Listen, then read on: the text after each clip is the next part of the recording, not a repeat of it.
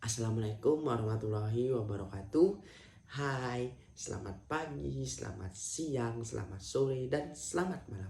Apapun itu yang menonton video ini, yuk kenalan dulu nih dengan aku. Perkenalkan, nama aku Diki Pratama Nugraha dengan NIM akhir 3063. Aku adalah mahasiswa Universitas Jember. Ya, di video kali ini kita akan bahas apa sih?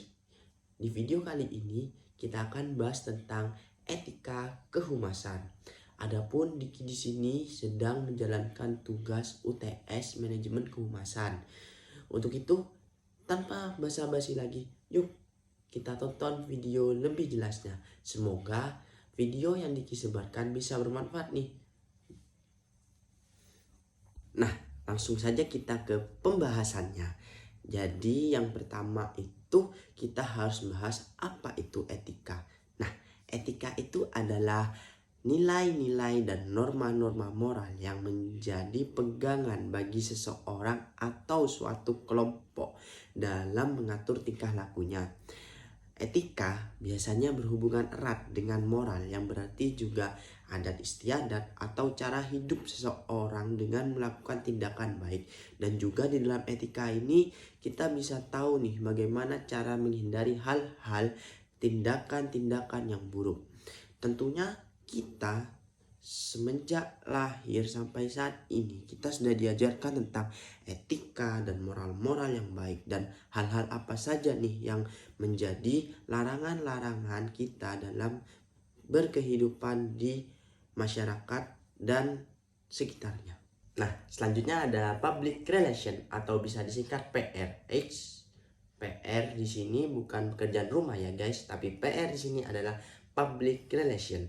Hubungan masyarakat atau sering disingkat humas adalah seni menciptakan pengertian publik yang lebih baik sehingga dapat memperdalam kepercayaan publik terhadap suatu organisasi ataupun individu. Jadi, hadirnya humas di sini apa sih? Nah, humas di sini adalah menciptakan citra positif dan menciptakan kepercayaan terhadap publik, baik itu individu ataupun instansi. Jadi, kita sebagai masyarakat itu bisa percaya dengan adanya humas itu sendiri dan menciptakan citra positif di dalamnya. Selanjutnya adalah public relation, adalah salah satu profesi yang memiliki kode etik. Dalam public relation, kode etik disebut sebagai kode etik public relation atau kode etik kehumasan atau juga bisa dibilang etika profesi humas. Menurut Rosadi Ruslan, etika profesi humas merupakan bagian dari bidang etika khusus atau etika terapan yang menyangkut dimensi sosial, khususnya bidang profesi. Lalu fungsinya humas itu apa sih? Nah, kegiatan humas atau profesi humas, public relation profesional, berfungsi untuk menghadapi dan mengantisipasi tantangan ke depan, yaitu pergeseran sistem pemerintahan otokratik menuju sistem reformasi yang lebih demokratik dalam era globalisasi yang ditandai dengan munculnya kebebasan pers, mengeluarkan pendapat, opini, dan berekspresi yang terbaik, serta kemampuan untuk berkompetitif dalam persaingan pasar bebas. Selanjutnya yaitu adalah etika dan profesi humas. Etika erat kaitannya dengan pelaksanaan kode etik perilaku. Fungsi dari keduanya adalah untuk melindungi mereka yang mempercayakan kesejahteraan di tangan yang profesional. Perlindungan terhadap profesi tersebut berupa hak istimewa, status, dan kolegialitas profesional. Dalam profesi, penerapan nilai-nilai norma dalam prakteknya disebut sebagai etika terapan. Selanjutnya itu ada etika dan perilaku humas. Seorang humas atau public relation harus menguasai etika-etika antara lain. Yang pertama adalah good communication for internal and external public.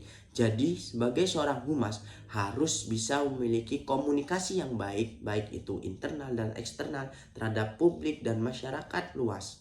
Yang kedua adalah tidak terlepas dari faktor kejujuran atau integrity sebagai landasan utamanya. Jadi sebagai humasnya kita harus bisa jujur dan berikan fakta-fakta yang sesuai dengan apa yang terjadi. Yang ketiga adalah memberikan kepada bawahan atau karyawan adanya sense of belonging atau sense of wanted pada perusahaan. Jadi hal ini itu membuat mereka merasa dibutuhkan dan mereka itu merasa diakui oleh hadirnya mereka di instansi atau organisasi tersebut. Yang keempat adalah etika sehari-hari dalam berkomunikasi dan berinteraksi harus tetap dijaga. Jadi sebagai humas ini kita harus benar-benar menjaga etika kita dalam sehari-hari dan berkomunikasi dengan masyarakat luas. Yang kelima adalah menyampaikan informasi-informasi penting kepada anggota dan kelompok yang berkepentingan. Jadi sebagai humas kita harus bisa memberikan informasi-informasi penting kepada mereka, anggota, dan seseorang yang memiliki kepentingan dengan organisasi atau perusahaan atau apapun itu. Dan yang ketujuh adalah menguasai prinsip-prinsip rasa hormat terhadap nilai-nilai manusia. Sebagai humas kita harus bisa hormat atau saling menghargai satu sama lain dengan norma-norma yang baik dan etika yang baik. Yang kedelapan adalah menguasai teknik dan cara penanggulangan kasus-kasus. Jadi kita sebagai humas bisa memberikan keputusan dan pertimbangan secara bijaksana terhadap kasus yang sedang kita tangani atau ada insiden-insiden dari luar. Dan yang sembilan adalah mengenal batas-batas yang berdasarkan pada moralitas dalam profesinya. Dan yang terakhir, penuh dedikasi dalam profesinya. Jadi sebagai humas kita harus bisa memberikan dedikasi dalam profesinya. Jadi kita harus benar-benar memiliki rasa tanggung jawab, memiliki rasa sepenuhnya terhadap profesi yang sedang kita jalani.